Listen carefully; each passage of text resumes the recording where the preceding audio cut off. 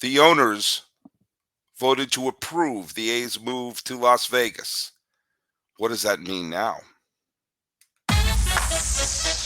You are Locked On MLB. Your daily MLB podcast. Part of the Locked On Podcast Network. Your team every day.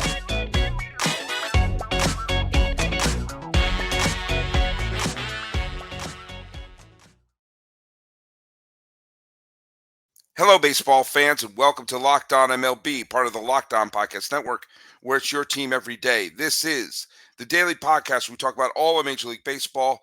I am your host, Paul Francis Sullivan. Please call me Sully.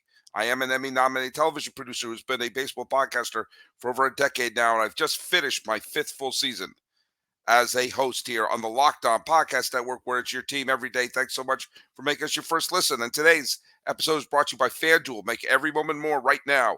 New customers get $150 in bonus bets with any winning $5 moneyline bet. That's $150 if your team wins. FanDuel.com/LockedOn is where you get started. Follow us on Locked On MLB Pods on Twitter or whatever it's called now.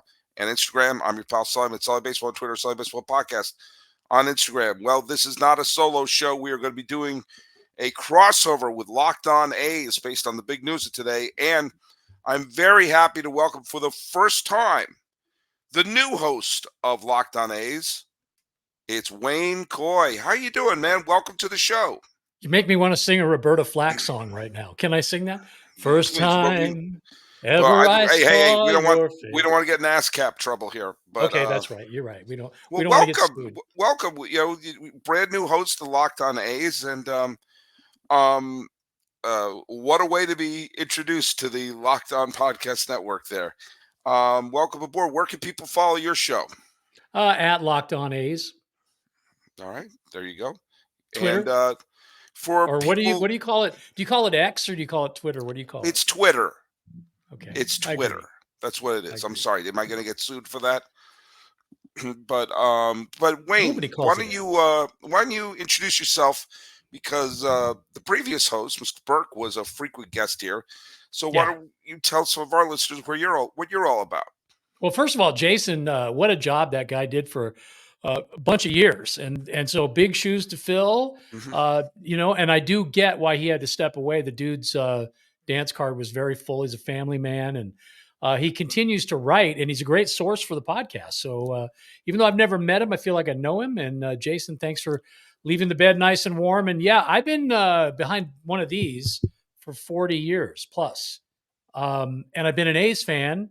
As you'll see, if you do go to the Twitter today, you'll see a picture of me when I was 7 years old in an A's cap, and then another one when I'm years old, and I'm wearing the same A's cap or similar anyway. The original one didn't fit.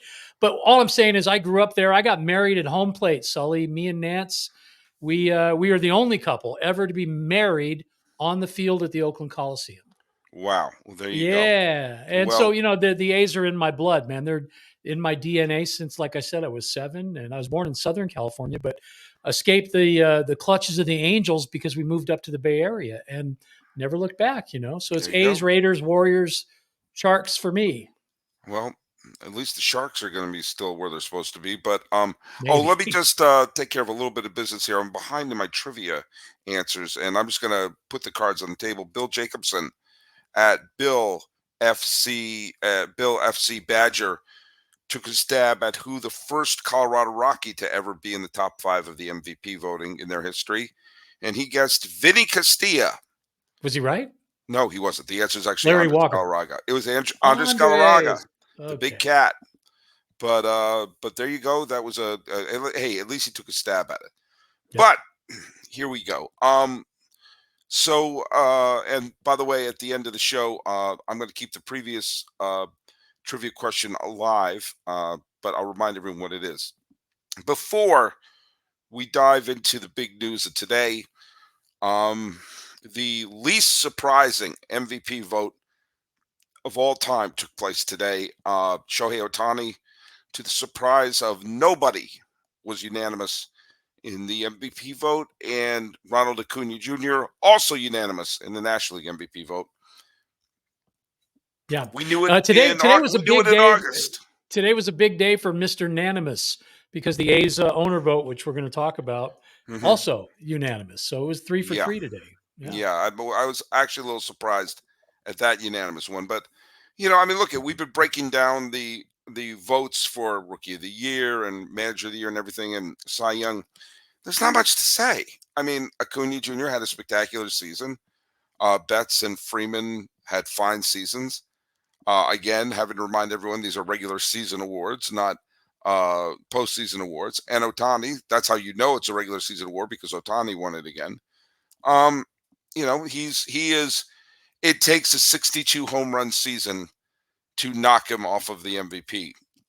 And this is a situation where we're going to have the defending Cy Young Award winner and a, a defending MVP switching teams, Yeah. and it's going to be interesting.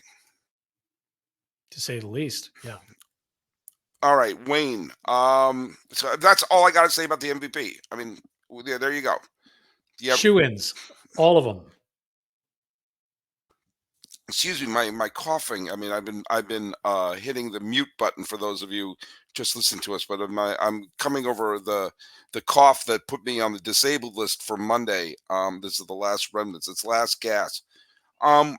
Wayne, why don't you fill in our listeners a little bit of what happened in this vote? What was this vote about that took place at the owners' meeting, and what does it really mean? I mean, does this mean that the A's are gone for? Is this official now? I mean, everything seems to be kicked around left and right, but uh, you've forgotten more about this A's situation than I will ever know. So tell us a little bit about the vote and what this really means right now. Well, the vote obviously was to make official Major League Baseball's thumbs up for the Oakland A's to relocate to Las Vegas.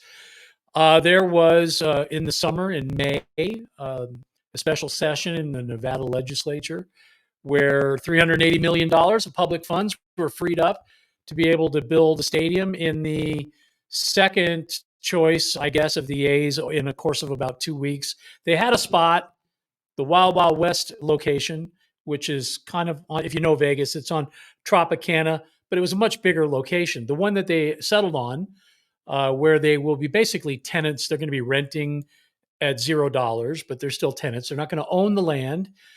That's where they're going. 9 acres. I don't know how you put a retractable roof stadium on a 9-acre plot, but that's the plan, I guess. Here's the thing. We haven't seen the plan.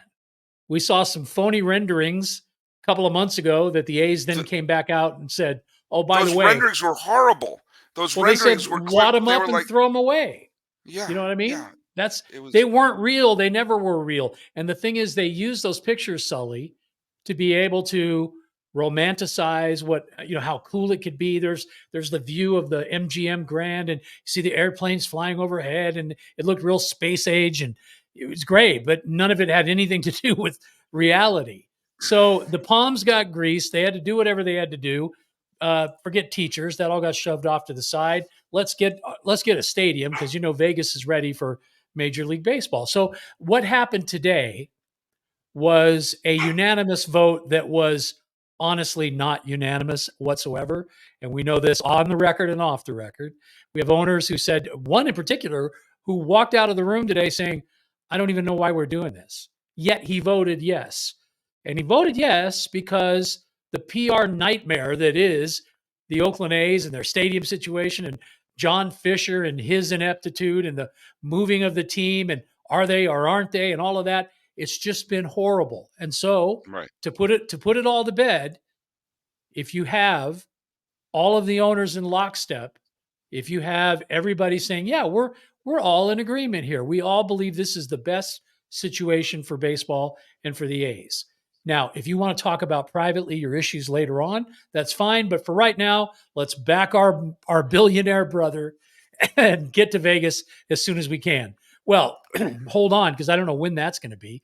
First of all, they have a 1-year lease, Sully, and that's for 2024 at the in Oakland. and at the Oakland Coliseum. Right. And then they say that They're going to get the shovels in the dirt by the end of 2024, beginning of Right. 25. They'll have a stadium built by 2028. So where do they play in 25, 26, and 27? According to what we found out today, Well, hold on. they don't know. That's an intriguing question. Where are they going to play? And we're going to talk about it because we're going to be going to Vegas, and Vegas is where you get your gambling done. Yeah. Which reminds me, let's talk a little bit about our friends at, where is it? It's at FanDuel. The NFL season is in absolute full swing. And, oh, what the heck? We'll have another Oakland team playing in Las Vegas there. If that's that seems to be the thing to do.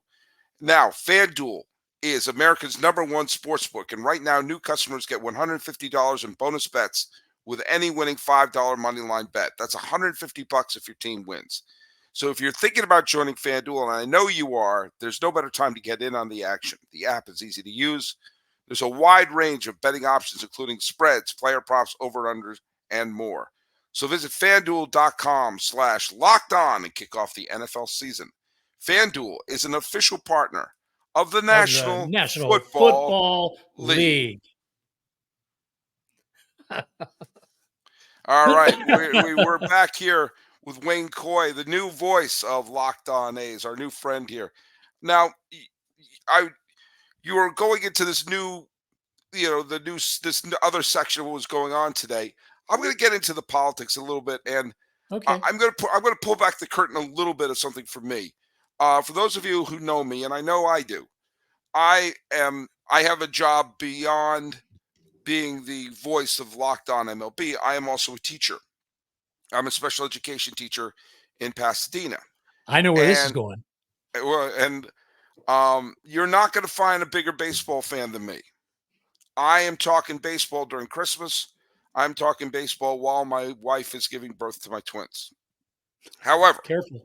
Yeah. However, they're grown now, so don't worry about it. And I hope you were at least talking about the twins. Yes, exactly. Good cover there.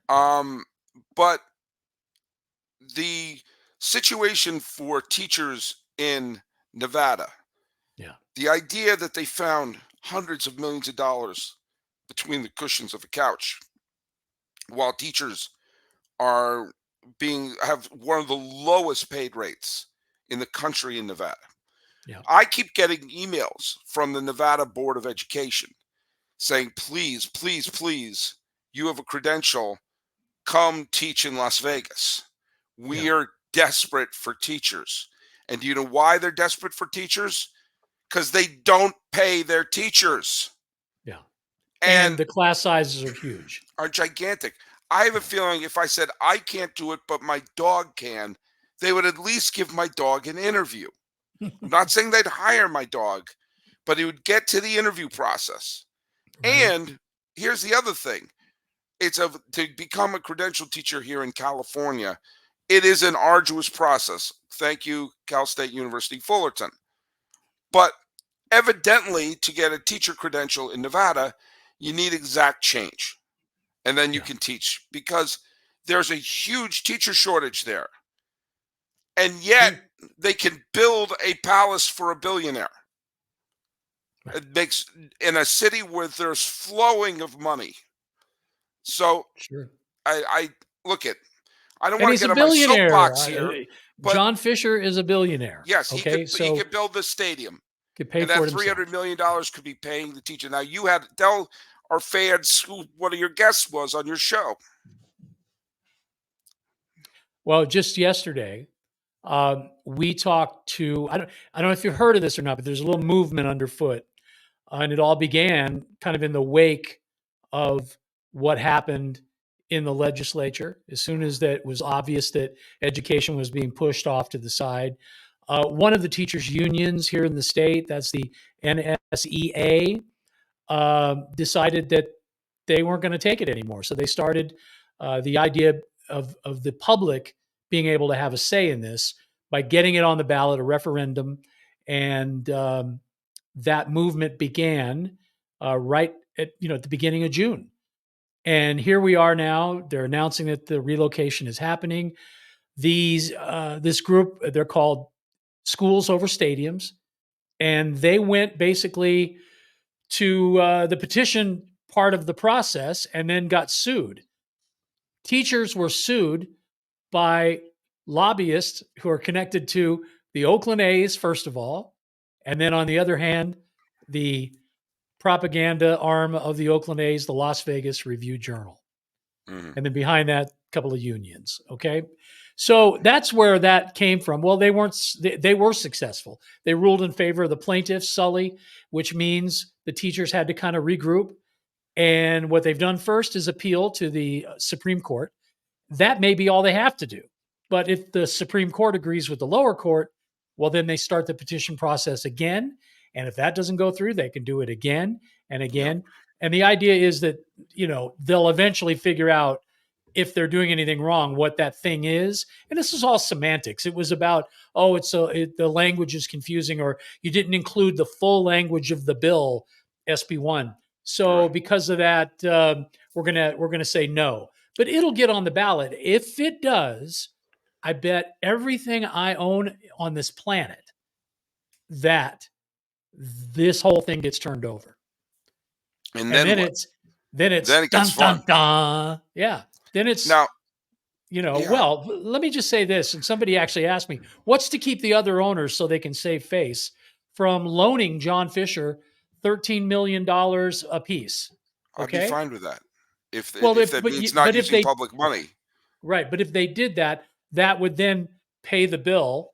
The teachers would, hopefully have those public funds now to use.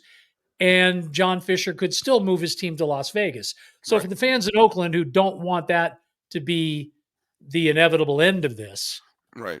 it's going to be awfully tough to have it not be. I mean, this thing today was definitely a step in the right direction, but there's no there's no plans. You haven't seen a rendering, you haven't seen a business plan, you haven't seen a pro forma. We don't know who the architect is, and there is nobody in this city of Las Vegas that I live in that you're going to find on the street. You walk up to them and go, "How do you feel about the Oakland A's?" What? They don't even know. They don't care. They're invested in their hockey team. They're invested in their women's basketball team. And to a degree, the Raiders, although that's about a 50-50 proposition every week. But they're interested in the hockey team because they're good right now. And because Uh, they were born in Vegas. Remember that. They started here. So my whole contention has been give Las Vegas an expansion team mhm. and keep the Oakland A's in Oakland. Right. Okay. If that doesn't happen, and we have to get to the point where we're still talking expansion, well, you better give Oakland an expansion team. And some may say, oh, no, they blew their shot. Well, listen, I'm going to say to Stephen A. Smith and anybody else who says it's the fans' fault, No, screw it's not. you. It isn't either. You know whose fault it is this owner, who's Mhm. the worst example of a sports team owner that's ever existed in the history of sports. He Preach. makes Ebenezer Scrooge look like a generous man, okay? Preach. He let that stadium fall into disrepair. He has not invested any of the money that he's made in revenue sharing in the product itself. He allows players, as soon as they mature and get to a point where they need to get paid, to leave either as a free agent or they trade them away for peanuts. And it's a constant cycle of churning through the roster. You Mhm. know, you go to an A's game, you look around at the jerseys, you'll They're see never Donaldson current here, players. They're never a current Donaldson players. there, a Giambi there, a Tejada there, an Olsen there. I mean, you could field an all-star game or all-star team, maybe two, with former Oakland A's players. So don't blame the fans for that. That has nothing to do with them. And they would be there. If you build it, they will come. If they had a better facility and a team, hey, even if the team wasn't great, but the owner showed that they cared about A, the team, and B, the community, we wouldn't even be having this conversation. This guy Well, makes Charlie Finley just, by comparison, and Finley got a lot of crap, but at least he cared about the game of baseball. And he was and also inventive, all of he that. he put 3 straight World Series winners on the field, and everyone gave Finley crap when he dismantled the team at the time of free agency. Yeah. But he also made he made some very smart moves. I mean, he traded Well, away Phil Gardner and got Tony Armas and Mitchell Page. yeah. He signed Rickey Henderson. By the time Billy Martin took over the team, it was a good team again. They were good again. Yeah, and I was going to say too, Charlie tapped out. Here's the difference between him and Fisher. Charlie realized that he couldn't continue to play the game because the free agency thing was about to happen. Catfish Hunter, on a technicality, became a free agent. Well, he wasn't going to give him 3.75 million or Right. whatever that was at the time. So he, being a smart businessman, said, "You know what? I can profit here and I can ride off into the sunset." And he sold the team to the best ownership that the A's have ever had. That's the Haas family, who stepped in and stewarded that whole Billy Ball thing, and Well, and Levi the Strauss, LaRussa and they were years. local, and yeah, Yeah. that was all the Haas family. And by the way, at that time, they were very close to the top in Major League Baseball in attendance. They outdrew the Giants. I mean, people came to the Oakland Coliseum and watched baseball. So don't I get it went twisted. I was Yeah. in I went to high school in the Bay Area, and in the late 80s I was there, and the A's were outdrawing the Giants, and the A's stadium was packed Yeah. and enthusiastic. And as I've said before, I love going to A's games because you're only surrounded by other baseball fans. But Yeah. it's it's been a little rough. Well, I will tell you this: if you were at that reverse boycott game, Yeah. or you were at any of the, I mean, let's go back 2019 playoff game. Hmm. They had to take the tarps off the top of the stadium because they had 60,000 people there. And if you watch the video of that and you see that electric atmosphere, it's literally like a European soccer match. Yeah. That's how loud and intense and into the game. They're smart. First of all, they're baseball fans. They get it. I say it's like Brooklyn with the Dodgers on steroids. And the only difference is they never had an owner like, nobody, to be r- honest, has ever had an owner like John Fisher. So again, don't blame the fans, man. It has nothing to do with them. City of Oakland has some culpability. It took them maybe a little longer, but right now they've got almost $1 billion that they've been able to bring in to meet the demands of John Fisher. And when it came time to, pony up and pay for his share, that's when he got cold feet and bolted to Vegas. There's an old saying, big hat, no cattle. And he lives up to that billing. I think he's billionaire broke.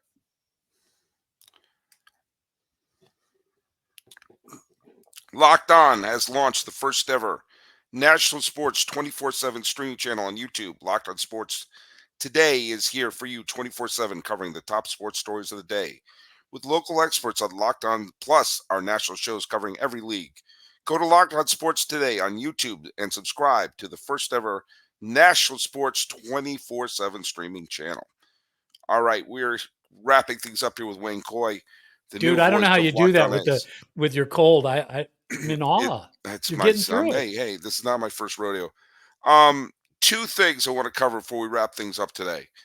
Um, it's strange that you are against the move because you live in Las Vegas. So you would Correct. think that you'd be thrilled that your A's are moving to Las Vegas, but you Yeah. know what this team means to Oakland and what it doesn't mean to Las Vegas. Well, that's just the thing. Again, I understand if locals would be happy that this happened. I would get it. I don't feel it. Maybe it's because F1. Maybe it's because of the Raiders. Maybe it's because of the Aces. I don't know. But for whatever reason, there is no there in terms of excitement for the team coming here. And I think it's because they already know about the ownership. They know that they're getting somebody else's headaches and baggage and garbage. Instead, they'd rather have their own team. They'd rather have an expansion team that can be Hmm. like the Golden Knights, born in Vegas, that they can support from Jump Street, even if it is the A's relocated with a new name and a new identity, Right. and leave the green and gold in the 510. Yeah. Let the white spikes stay in Oakland, and then if and when the time comes that Major League Baseball deems them worthy, in market number 6 of having a second team, and they certainly are, in a new facility, they Hmm. can be the Oakland A's. So it's the Cleveland Browns Hmm. kind of all over again. You know what I'm saying? And I The know Seattle expansion. owns the Supersonics name, right? Yeah, and well, the Senators moved to became the Twins, but they put a new Senators team in Yeah. to keep the name there. But then they became the Rangers. But um, this is a small detail, and I guess it's kind of it's a nitpicky detail regarding the potential of the A's playing in Las Vegas in 2025. Again, it sounds like I'm nitpicking here, but where are they going to play? Yeah. Well, so they have a lease for a year Right, at the Oakland Coliseum. They're good through the end of 2024. right. After that, all we heard today was possibly some games at Oracle Park. The Giants might be willing to let them play there. I'm sorry. Yeah, Oracle Park. I forget. Yeah. They change the name every other year. No, I know. So they can play some games there, but they're not willing to let them play all 81 there. There is, of course, the AAA team of the A's, the Aviators. They play in Las Vegas, but it's Outdoors. minor league park, Outdoors. 118 degrees in the middle of summer. And you think the Major League Baseball Players Association is going to be okay with that? No. They'd have to add clubhouses. There's a lot that would go into that. Okay. And then there's the idea that maybe, just maybe, they could play at the Oakland Coliseum. Well, Mayor Tao has already made it very clear that she would be willing to discuss an extension of the lease for as long as the A's needed it, if in return they get the name, the colors, the trademark, all of that intellectual property. So the legacy of the Oakland A's, 55 years worth, by the way, 3 generations, me, my kid, and now my kid's kid, okay, that they get to enjoy that forever and ever and ever. And this new team in Las Vegas with a new identity, not any different than when the Aces came here. Remember, Right. they had a different name. Mhm. Mark Davis bought them, rebranded them. They've won 2 championships. They were the 51, the Area 51s, right, beforehand? No, that's the Aviators you're talking about. Yeah. Okay. I'm talking Okay. about the women's basketball team. Oh, yes. I'm sorry. I'm sorry. Right. So Well, anyway, they rebranded. They were the Stars, I think, and okay. they became the Las Vegas Aces. And again, it's a new brand, and it's only been a brand here. So Right. because of that, that's why Vegas has wrapped their arms around them. And I think that there's a chance that they'll do that for the relocated Oakland A's, if indeed they take on a new identity. If they come here as the A's, good luck, especially if John Fisher owns the team. By the way, in today's meeting with the owners, they did throw in a pump and dump clause, Sully, which says if John Fisher thinks he's going to move the team here and then turn around and sell them for a big, huge profit, well, he's going to get a big tax from Major Right. League Baseball, and that will be divvied up amongst the other owners. So the owners were basically like, okay, I guess we'll go with this since there's something in it for me. Well, I also think that they know there's a 2-team expansion coming up. Yeah. That there's already talk about realignment, geographical realignment, which I'm 100% for. But in Mhm. order to do that, you need 32 teams. And this is the longest we've gone without an expansion since the first expansion. You're right. And there are certain markets, especially Nashville, that would really, really support a team. But they can't do it with the A's situation and with Tampa Bay's situation still there. Now, I do believe that baseball could work in Central Florida. They've never had a situation. They've only been playing in a stadium in the wrong place. So naturally, the stadium they want to approve is in the same place, which place. Yeah. makes less sense than the A's situation. Yeah. But for the owners, they're like, look, we have to have closure because we can't expand it with these 2 issues with these 2 franchises. Right. Because they want to get that expansion fee and do everything else. So I think part of the reasons why it was unanimous was just fine. Let's just keep moving. Sure. Because like my sons were born in 2005, which was the same year that the Fishers bought the Oakland A's. And we were living in the Bay Area at the time, and all the talk was Fremont. And then the talk was San Jose. Right. And now then the talk was, Howard Terminal, and then it was Jack London Square, all over the map, literally. And my kids were infants. They are now college students. Yeah. That's gone on too long. Yeah. Yeah. That's a generation of, and the whole time since the Raiders moved back and they backed that aircraft carrier up in center field and ruined what was once a lovely stadium. Yeah. It's been a quarter of a century. Sure. Of no, there's no doubt that they need apart. Yeah, they need a new facility. Mm-hmm. But here's the thing: John Fisher was proposing what would have been the most expensive construction project ever in the history of the state of California. That's what he wanted. Yeah. Okay. And instead, what he's getting in Las Vegas is 9 acres, a postage stamp, a stadium that's probably going to end up being a dome because I don't think a retractable roof will fit there, No. that you don't even own. You don't own the land around there. You can't have those wonderful buildings and restaurants and shops that you said you were going to have at the other place. And I need to be on the water. Dave Cavill's words, we must be on the water. Well, no, you're willing to be right behind the airport and across the street from New York, at the busiest intersection in the city in 118-degree heat in the summertime. So everything you said you needed, obviously you don't need. So why the hell didn't you just build the stadium right next to the existing Coliseum like so many teams have done? And, Yep. and you'd be finished. This could have been done. Your kids wouldn't have even been in kindergarten yet. No. You know what I mean? Well, look at it's heartbreaking, but not surprising. But Wayne Coy, thanks so much for jumping in today. This not great news, but I want to at least have someone who knows their stuff on this. I'm going to repeat the trivia question from the other day, which is Angel-centric. I'm sorry.